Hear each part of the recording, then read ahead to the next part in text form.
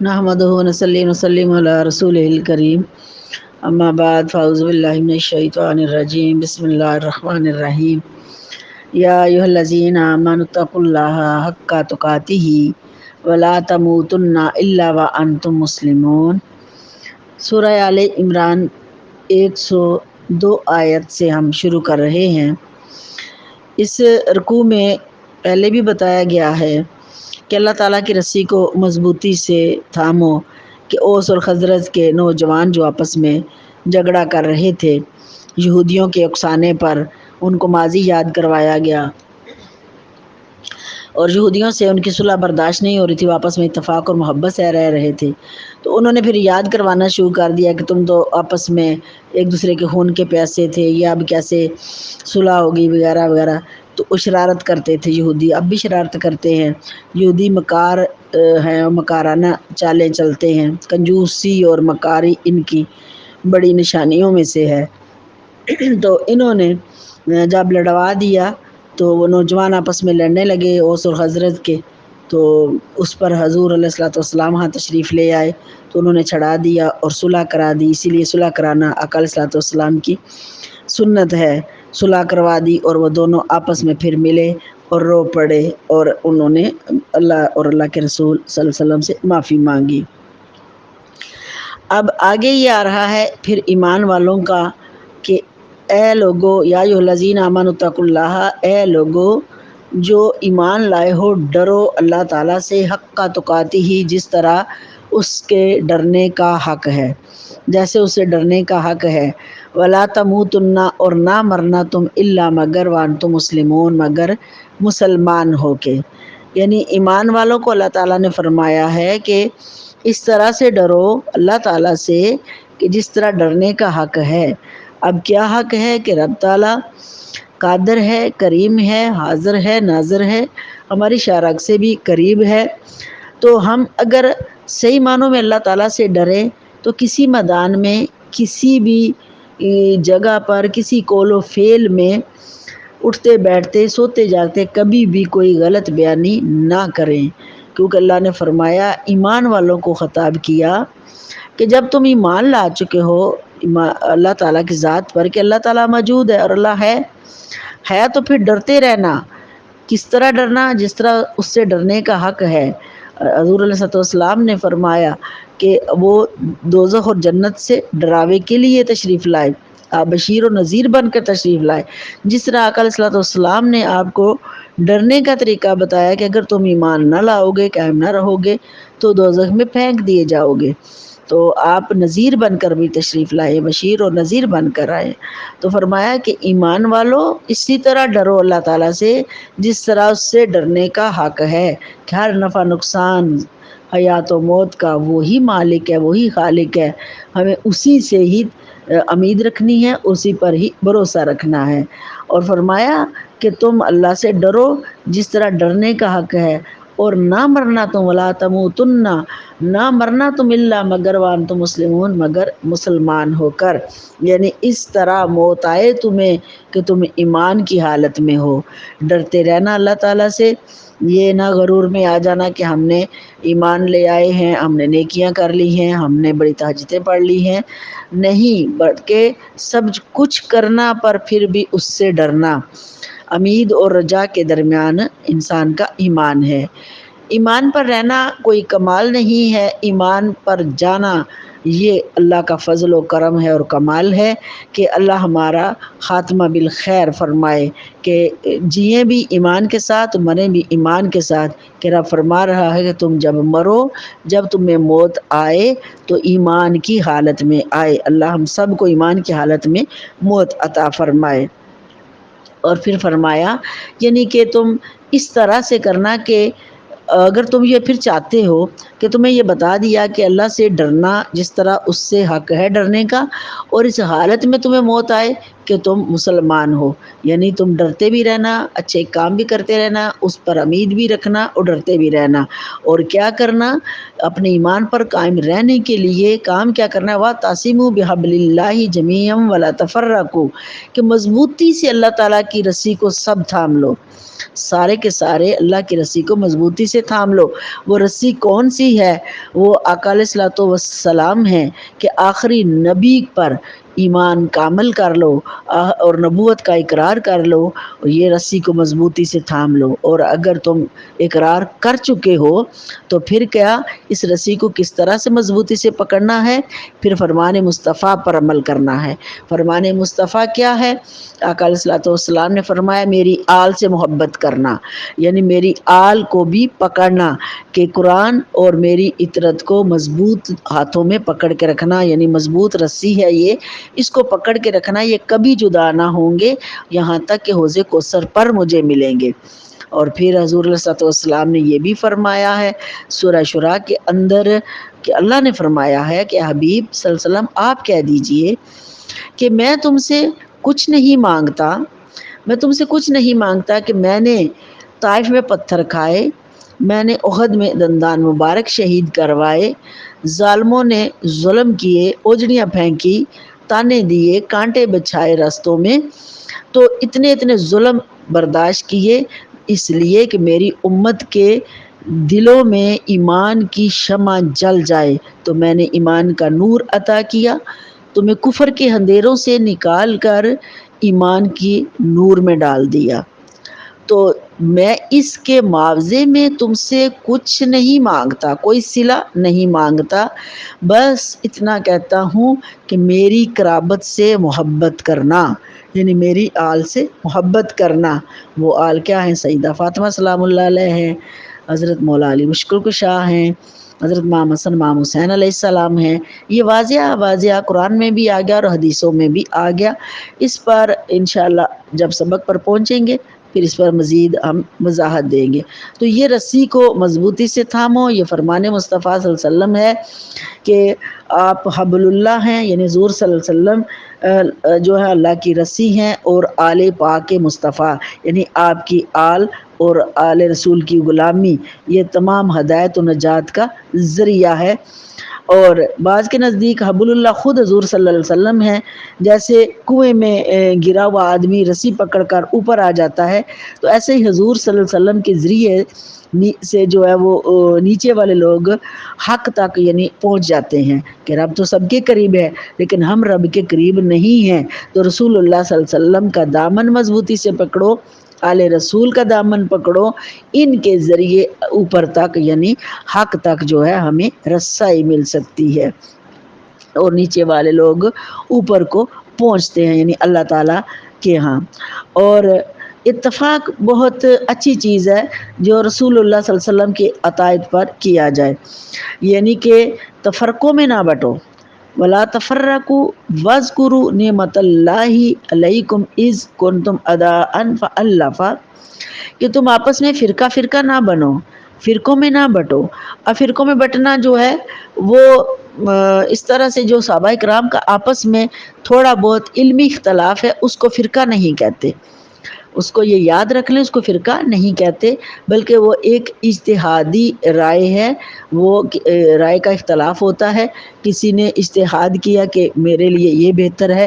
یہ ہے، یا حضور علیہ الصلوۃ والسلام نے فرما دیا، جیسے مثال کے طور پر یہ آگے آئے گا، احد پر جو جنگ ہوئی تو بعض نے کہا کہ حضور علیہ الصلوۃ والسلام نے فرمایا تھا یہ جگہ نہیں چھوڑنی، تو بعض نے کہا انہوں نے فرمایا تھا جب تک کامیابی نہیں ہوتی تب نہیں چھوڑنی، تو اس طرح دونوں کی رائے ہوگی الگ الگ، اور بعد میں چھوڑ دیا گیا، اور اللہ تعالیٰ نے جن کو چھوڑا ان کو بھی اللہ تعالیٰ نے معاف کر دیا۔ تو یہ اجتہادی رائے ہے، یہ اجتہادی جنگیں بھی آپس میں صحابہ کرام کی ہوتی رہی ہیں، لیکن ان میں سے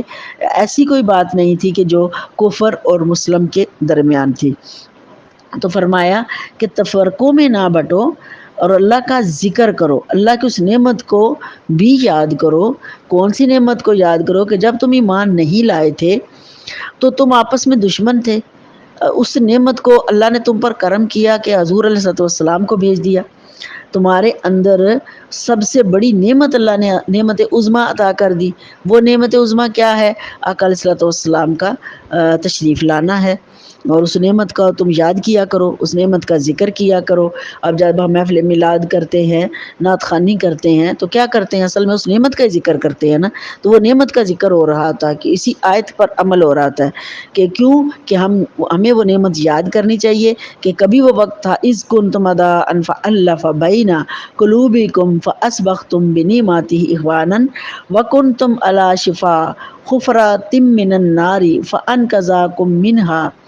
کذالک یبین اللہ لکم آیاتہ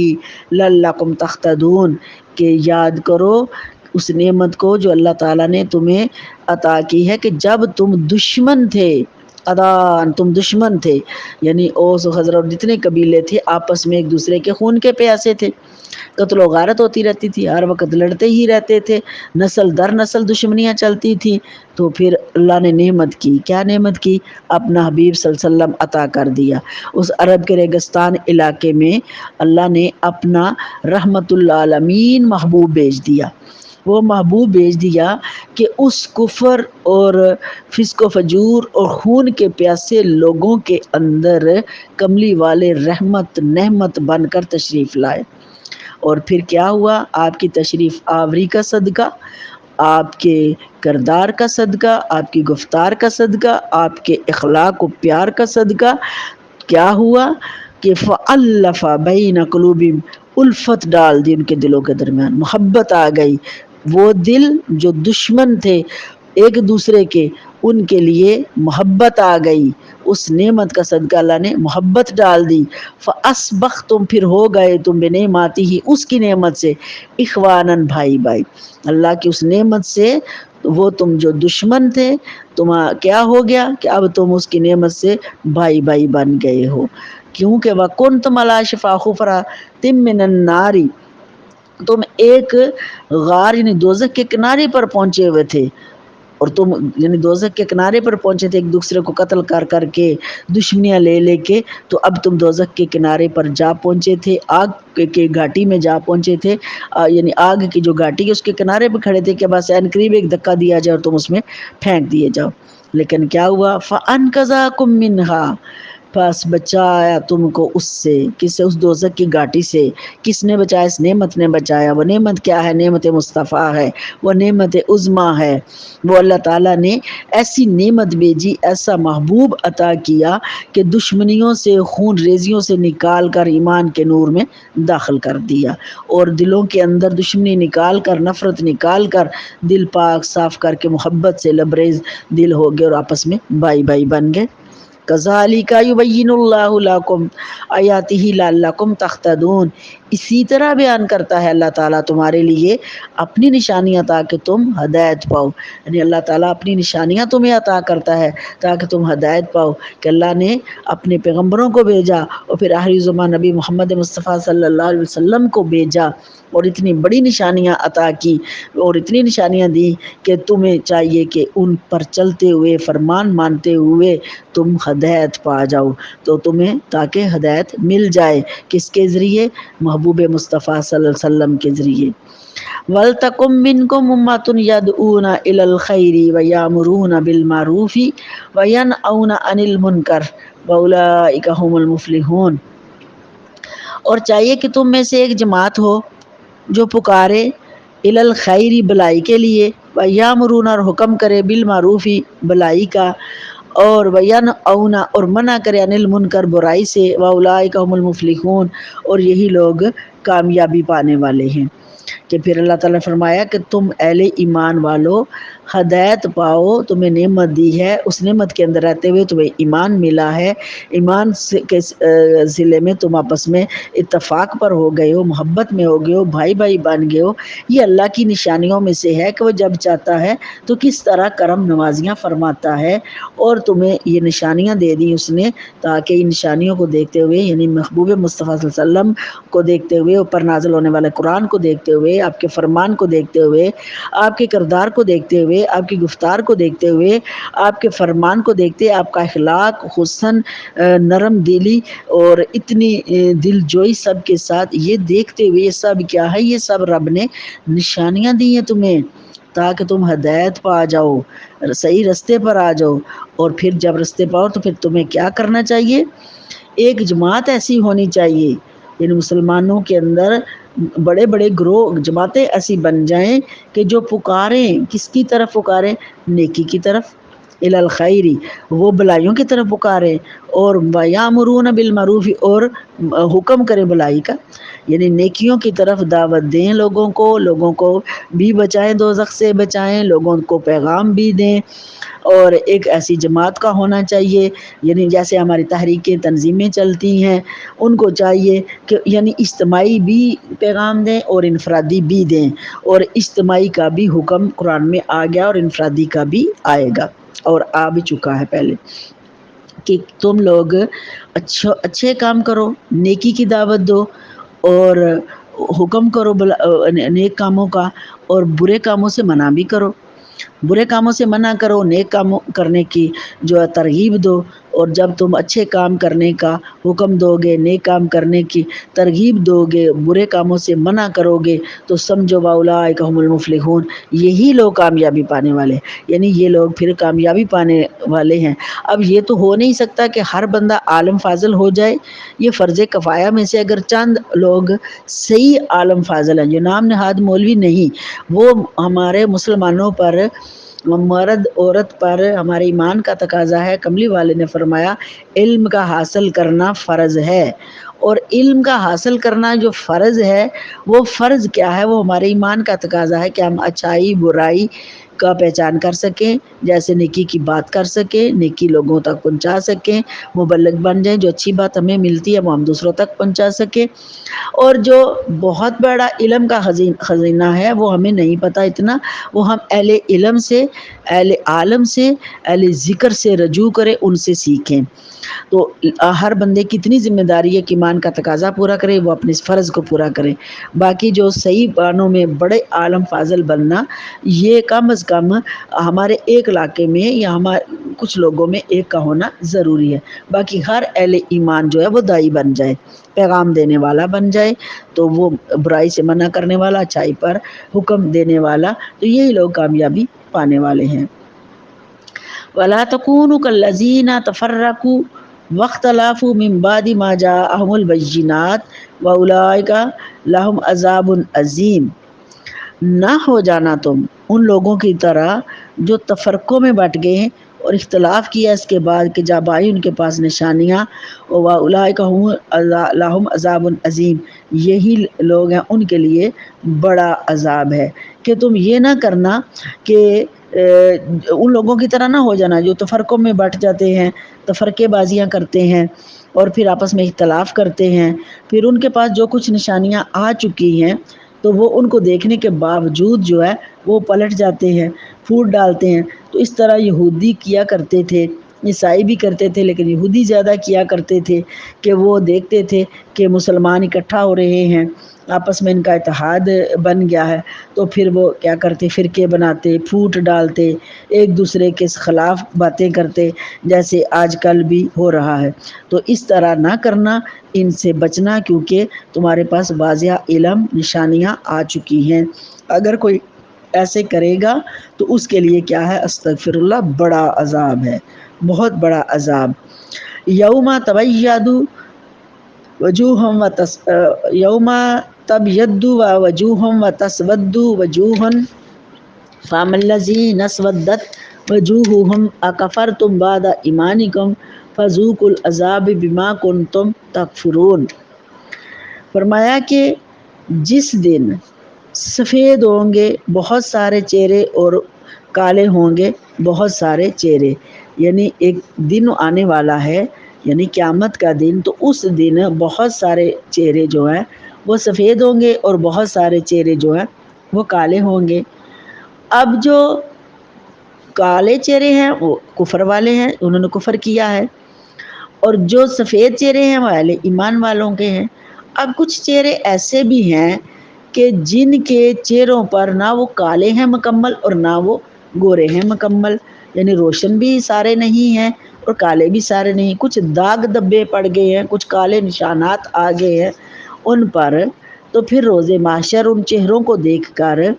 کیونکہ وہ ہیں اہل ایمان، وہ اہل ایمان ہیں، تو فرشتے پھر ان سے پوچھیں گے اکفرتم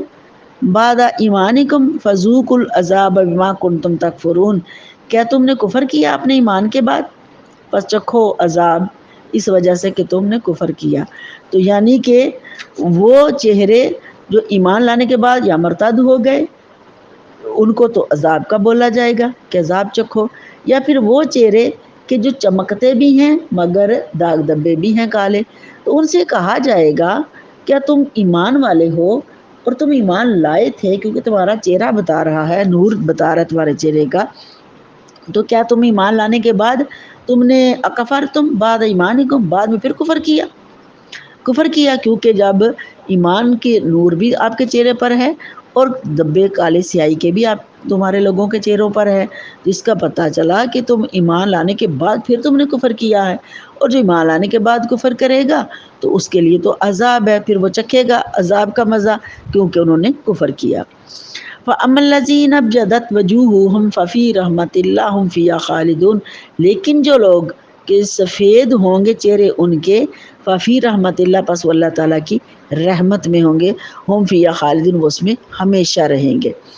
اب یہ کہ جو ایمان کی حالت میں مرے تو ان کے چہروں پر داغ دبے تھے کالے، تو اب اس کی بہت ساری تفسیریں ہیں کہ اچھا ماحول انسان کو نور عطا کرتا ہے، اچھی صحبتیں نور عطا کرتی ہیں، تو جب آپ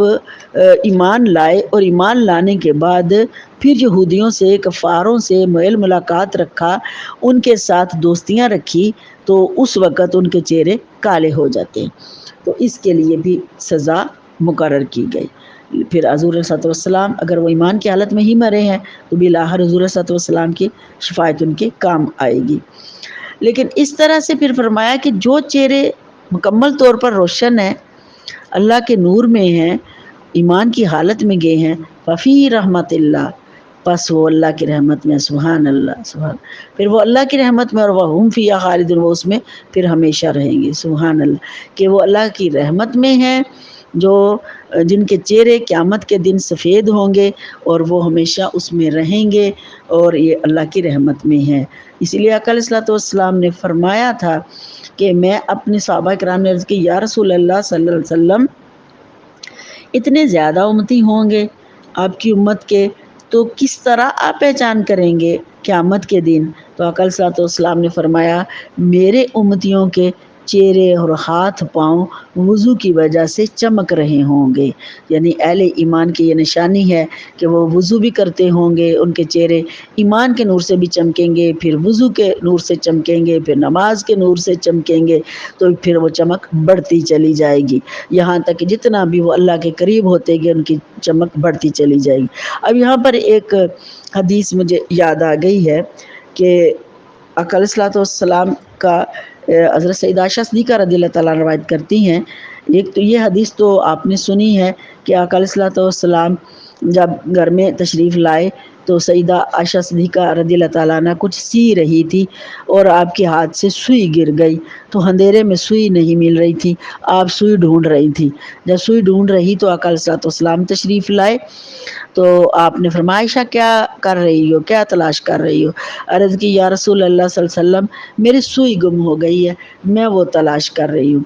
تو آپ مسکرائے تو آپ کے دندان مبارک سے ایسی روشنی نکلی، ایسی لاٹ نکلی، کمرہ روشن ہو گیا، اور حضرت سیدہ اماں عائشہ صدیقہ رضی اللہ تعالیٰ عنہا کو اپنی کھوئی ہوئی سوئی کملی والے کے مبارک سے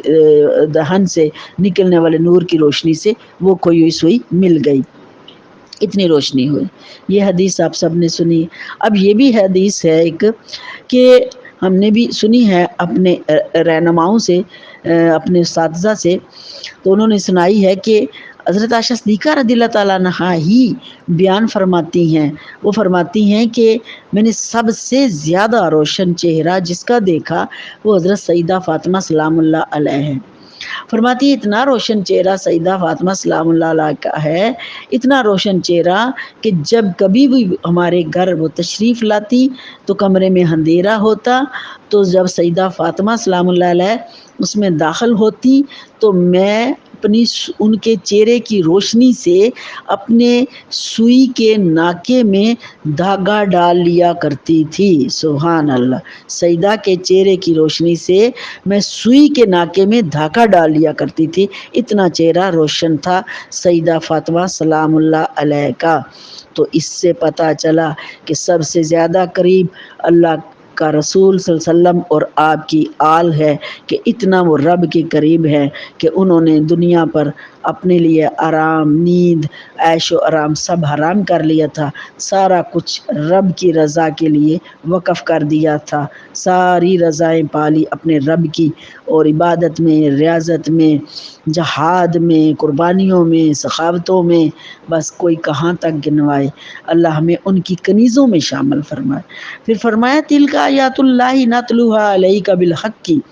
یہ اللہ تعالیٰ کی آیتیں ہیں، ہم آپ پر اس کو تلاوت کرتے ہیں حق کے ساتھ، یعنی یہ قرآن کی آیتیں جو ہیں یہ اللہ تعالیٰ نے فرمایا حبیب صلی اللہ علیہ وسلم کہ یہ اللہ کی آیتیں ہیں، ان کو بتا دو اور فرما دو کہ ہم حق پر ہیں، اور یہ حق کے ساتھ یہ آیتیں آپ پر تلاوت کرتے ہیں۔ وَمَن لَّا يُرِيدُ ظُلْمًا لِّلْعَالَمِينَ، اور اللہ تعالیٰ کا ارادہ نہیں کسی کے ساتھ ظلم کرنے کا، سارے جہانوں میں سے کسی پر بھی اللہ نہیں چاہتا کہ کوئی ظلم کرے، اگر کوئی ظلم کرتا ہے تو اپنے لیے کرتا ہے۔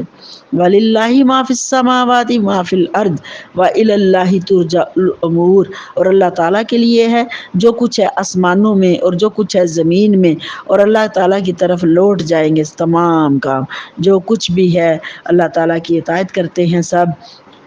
جو کچھ اللہ نے پیدا کیا ہے، جو کچھ کیا سب کچھ ہی اللہ نے پیدا کیا ہے، سب اسی کی اطاعت کرتے ہیں، اور سب کے سب اسی کی طرف تمام کام جو ہیں وہ لوٹ جائیں گے۔ آج جو ہمارے پاس عارضی اختیارات ہیں یہ بھی سب ختم ہوں گے، سب کے سب اللہ کی طرف لوٹ جائیں گے، ہم سب کو اللہ کی طرف لوٹ جانا ہے۔ اللہ ہمارا خاتمہ بالخیر فرمائے، اور اللہ ہمیں ایمان کا نور عطا کرے، اور عشق مصطفیٰ سے ہمارا سینہ اور آل رسول کی غلامی سے ہمارا سینہ نور پر نور کر دے۔ وما علینا الا البلاغ۔